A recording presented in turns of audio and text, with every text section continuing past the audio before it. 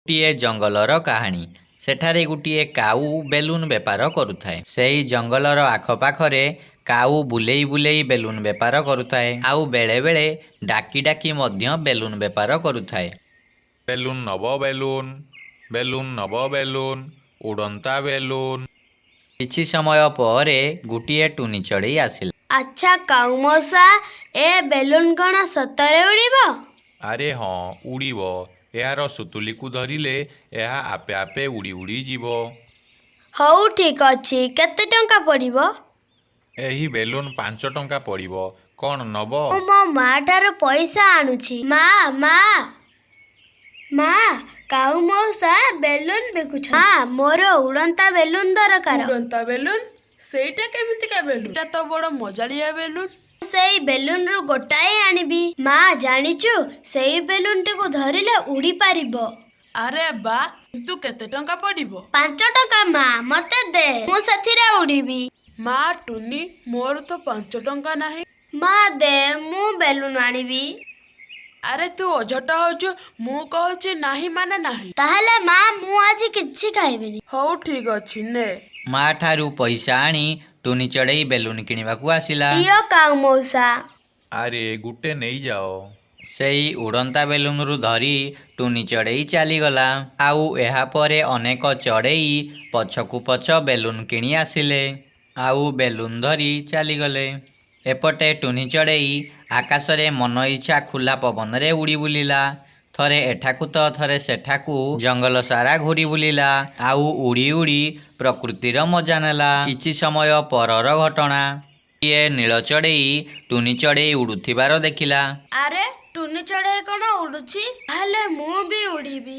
ଏମିତି କହି ନୀଳ ଚଢ଼େଇ ଟୁନି ଚଢ଼େଇ ପାଖକୁ ଗଲା। କେମିତି ଉଡ଼ିବ ବୋଲି ମନରେ ଚିନ୍ତା କରୁଥିଲା। ଆଚ୍ଛା ଟୁନି ଦିଦି, ଏ ବେଲୁନ କୋଉଠୁ ଆଣିଲ? ମୁଁ କାଉ ମଉସାଙ୍କ ଠାରୁ ଆଣିଲି। ତୁମେ ଯଦି ମୋ ଭଳି ଉଡ଼ିବାକୁ ଚାହଁ, ତାହେଲେ କାଉ ମଉସାଙ୍କ ଠାକୁ ଯାଅ। ହଉ ଠିକ୍ ଅଛି।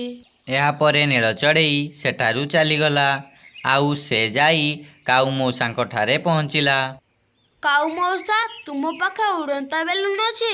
ଏଇ ବେଲୁନରୁ ମୋତେ ଗୋଟାଏ ଦିଅ। ଆରେ ଏ ବେଲୁନ କ'ଣ ମାଗଣା? ଏ ବେଲୁନର ମୂଲ୍ୟ 5 ଟଙ୍କା ପଡ଼ିବ। 5 ଟଙ୍କା ଦିଅ। ମୋ ପାଖରେ ତ ଟଙ୍କା ନାହିଁ।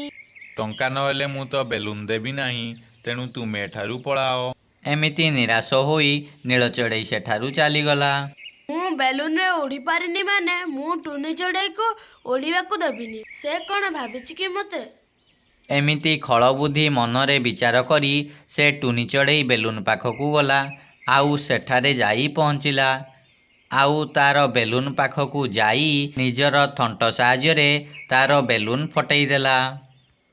ବଞ୍ଚାଅ, ବଞ୍ଚାଅ, ବଞ୍ଚାଅ, ବଞ୍ଚାଅ। ଟୁନି ଚଢ଼େଇ ଏମିତି ଚିତ୍କାର କରି ଡାକୁଥାଏ। ଆଉ ନିଜକୁ ବଞ୍ଚେଇବା ପାଇଁ କହୁଥାଏ।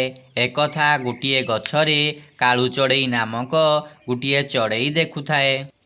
ଆରେ ଏ କ'ଣ ଏମିତି ପଡ଼ିଗଲା? ମୋତେ ଏହାକୁ ବଞ୍ଚେଇବାକୁ ପଡ଼ିବ। ଇଏ ପଡ଼ି ଛଟପଟ ହେଉଛି।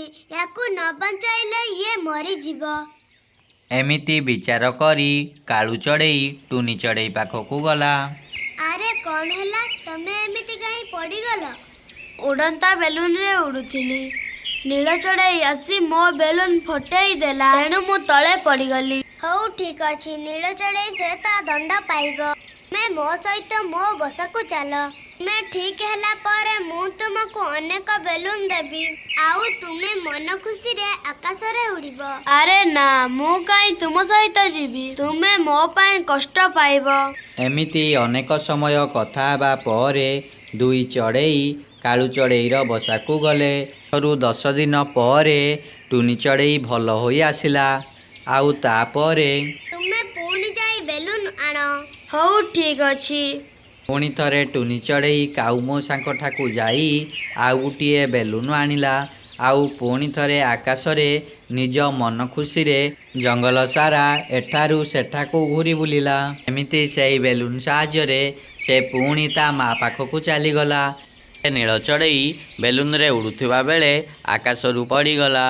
ଆଉ ପଥର ଉପରେ ପଡ଼ି ତାର ପ୍ରାଣ ଗଲା।